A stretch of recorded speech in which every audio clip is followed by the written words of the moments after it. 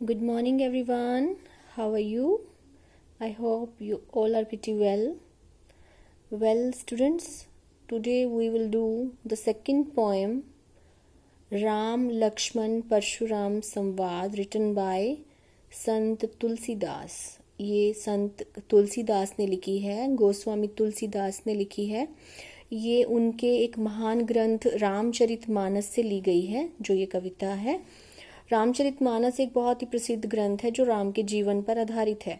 तो ये जो कविता है उस रामचरितमानस का एक छोटा सा अंश है।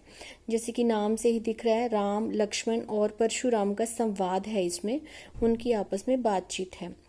तो पोएम की तरफ बढ़ने से पहले मैं आपको तुलसीदास जी के बारे में कुछ बता दूं।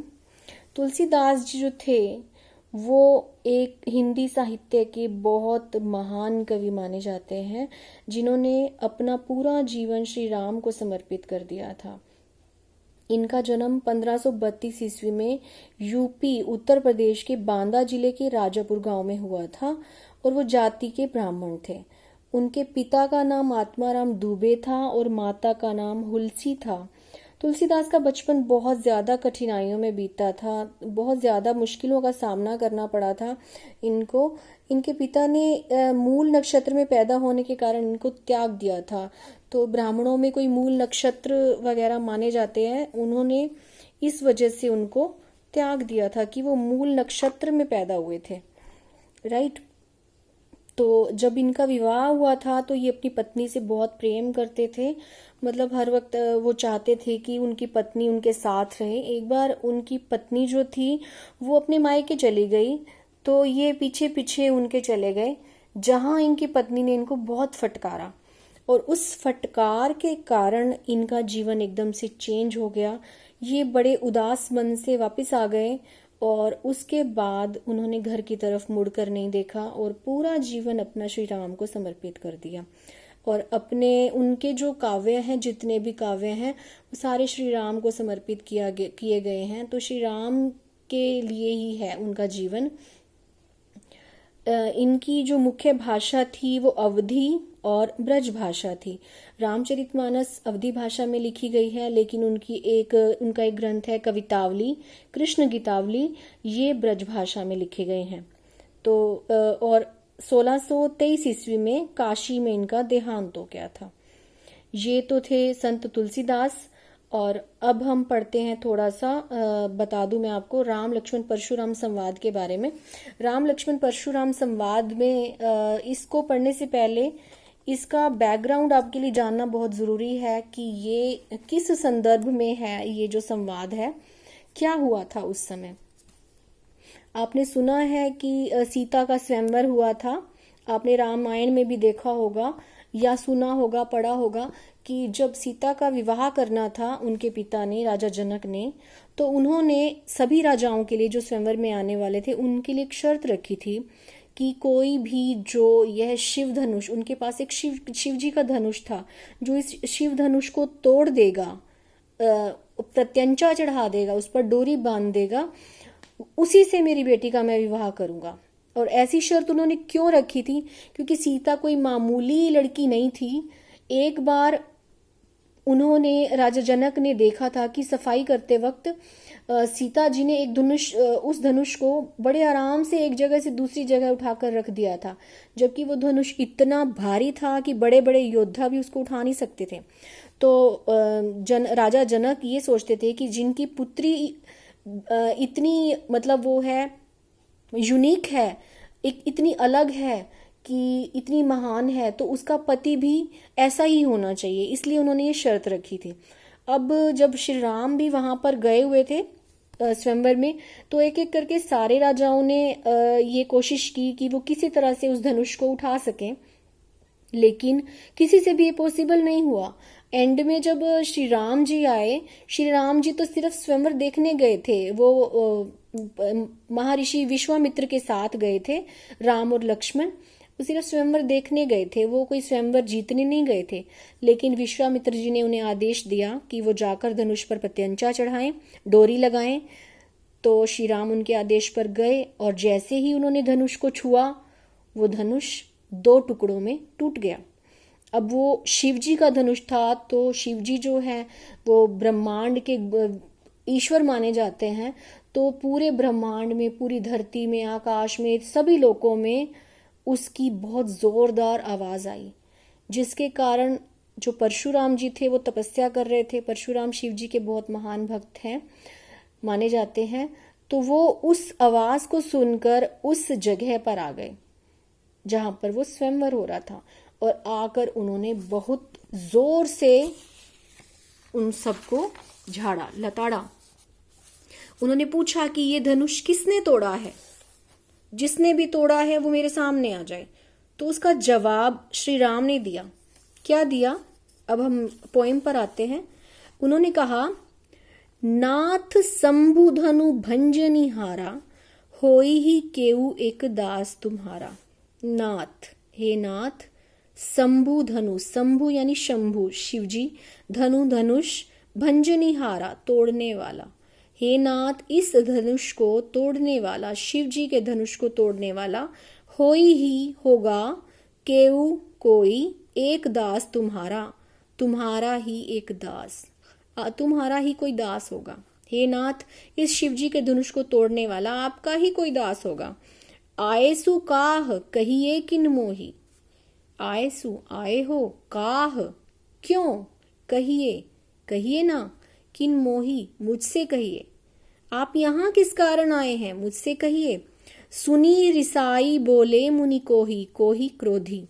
सुनी रिसाई, रूठ कर, उसकी बातें सुनकर वो क्रोधी मुनि रूठे हुए से बोले, गुस्से से बोले।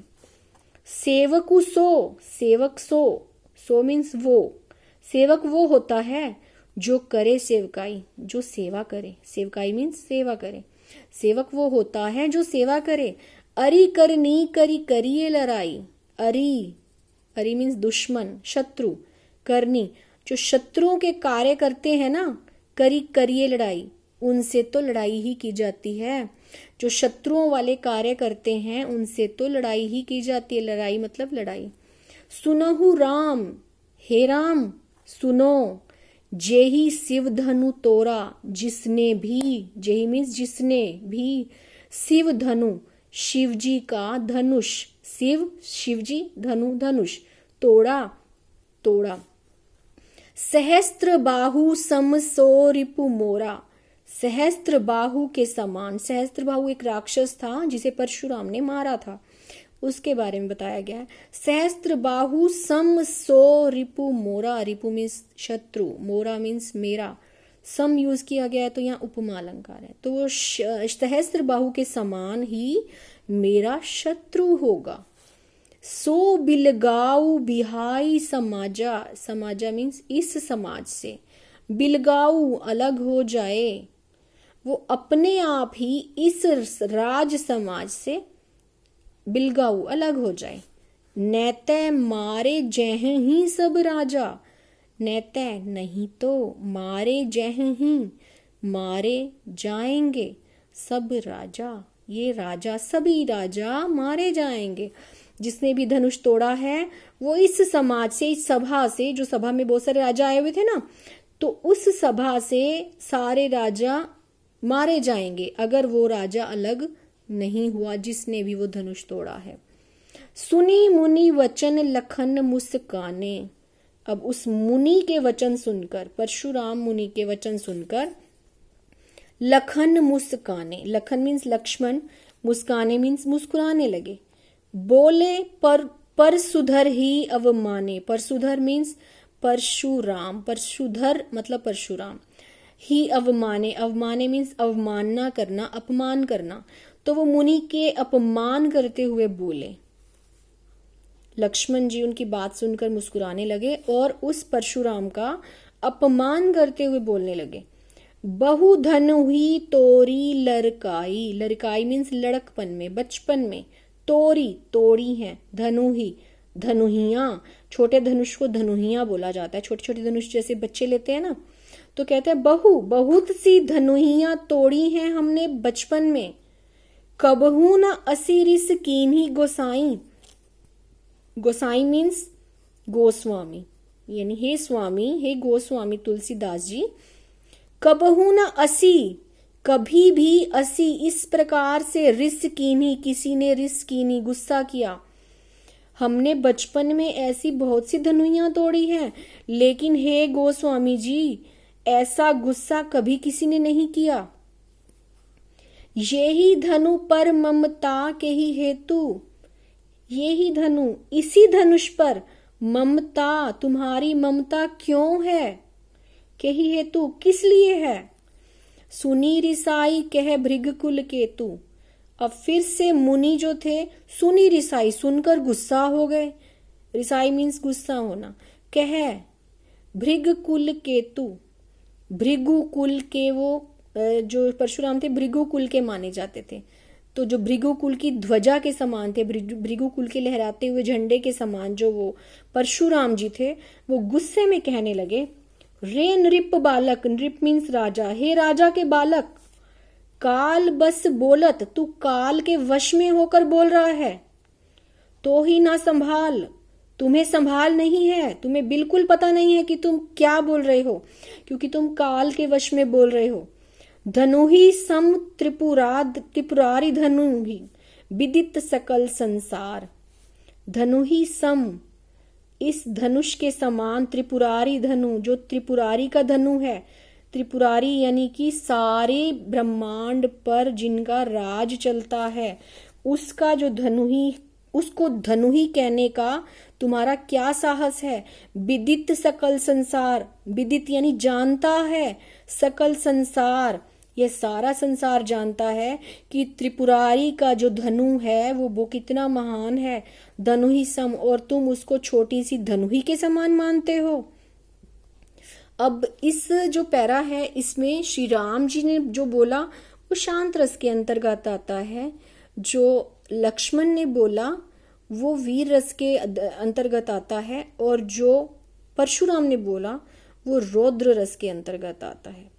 पर जो ये राम, इस पूरी पोएम में जो राम है वो शांत रस की बातें ही बोल रहे हैं, सारी जो उनकी संवाद है वो शांत रस के अंतर्गत आएंगी, और परशुराम जितना भी बोल रहे हैं वो रौद्र रस, क्रोध में बोल रहे हैं ना, तो रौद्र रस के अंतर्गत आएंगे। और जो लक्ष्मण है वो कभी हास्य रस और कभी वीर रस की लाइनें बोल रहे हैं। तो I hope you understood this para. Next para we'll do in the next video. Have a good day.